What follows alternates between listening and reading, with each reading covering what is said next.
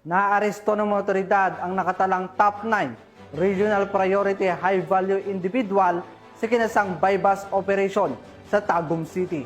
Magbabalita dyan si Patrolwoman Daphne Pasaol. Tagumpay na bypass operation ang sinagawa ng mga otoridad na nagresulta sa pagkakaaresto ng isang high-value individual na kilala sa alias na boss na nakalista bilang top 9 sa Regional Priority 10 high-value individual.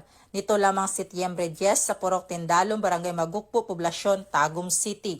Si Boss 28 anyos at residente ng Purok Pagkakaisami sa District Barangay West, Tagum City ay naaktuhang may dala at nagbebenta ng hinihinalang shabu na may kabuuang bigat na 54 grams at may standard drug price na 367,200 pesos.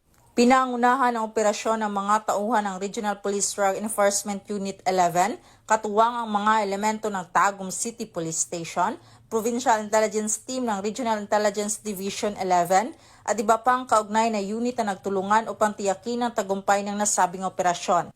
Kasalukuyan nakabinbin na ang kaso ng akusado para sa paglabag sa Republic Act 9165 o Comprehensive Dangerous Drugs Act of 2002. Sa kabila ng mga hamon na nanatiling matatag ang kampanya ng pambansang pulisya laban sa droga upang masiguro ang kaligtasan at kapayapaan ng bawat mamamayan.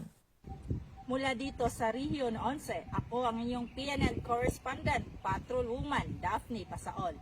Alagad ng batas, tagataguyod ng balitang pulis.